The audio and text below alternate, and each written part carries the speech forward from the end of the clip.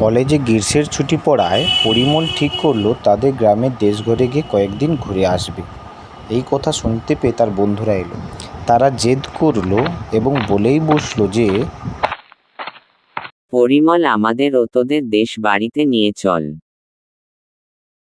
না রে না, সেরকম কিছু নেই, চারিদিকে সবুজ, ছোট্ট গ্রাম। দেখ পরিমল, নিয়ে যাবি না বললেই হয়, কি আছে না আছে তার বর্ণনা আমরা শুনতে চাই। আচ্ছা ঠিক আছে, তোরা যদি যেতে চাস চল, আমি না করব না। তোকে আর বেশি কথা বলতে হবে না, আমরা গেলেই দেখে নেব। তাহলে তোরা কাল সকাল 7টায় কুন্টিয়া বাস স্টপে এসে দাঁড়াবি, আমি সব ব্যবস্থা করে চলে আসব।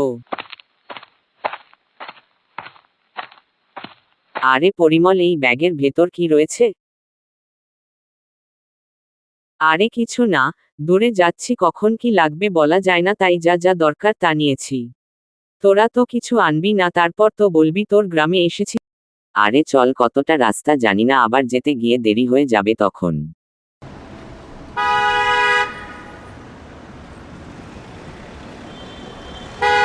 হ্যাঁ রে পরিমল, তোদের দেশ ঘরে এখন কারা আছে? বাবা চাকরিসূত্রে এখানে আসার পর দাদু ঠাকুমা, জেঠু, জেঠিমা ও জেঠদাদা থাকতো।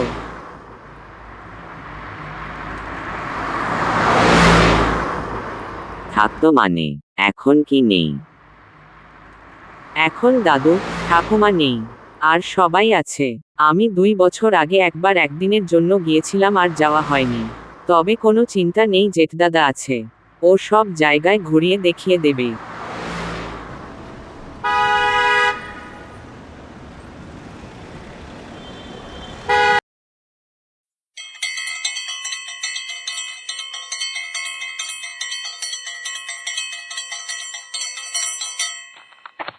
ওরা একে একে সকলে গাড়িতে গিয়ে উঠল।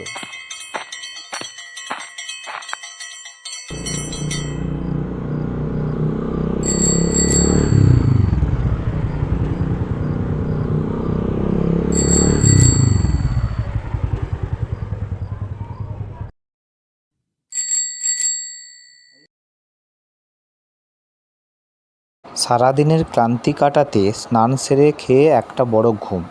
চল পরিমল, একটু ঘুরে আসি। আরে কোথায় যাবি? কিছুক্ষণ পর তো সন্ধ্যা হয়ে যাবে। হোক না, তবু এই আশেপাশের পরিবেশটা ঘুরে দেখে আসি।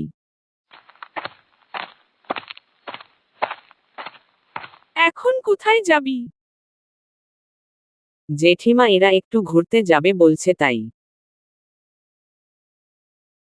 না, এখনই সন্ধ্যা হয়ে যাবি, গ্রামের রাস্তা তোরা জানিস না, তোর দাদা এখন বাড়িতে নেই।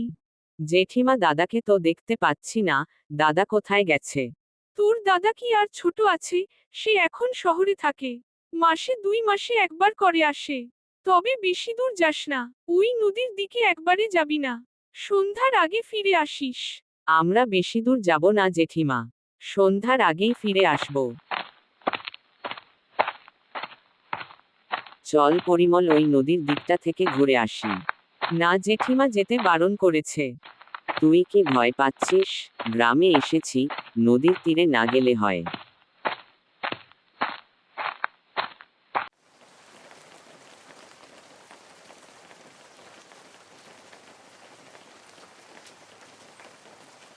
হঠাৎ করে মেঘ ভাঙা বৃষ্টি নামলো।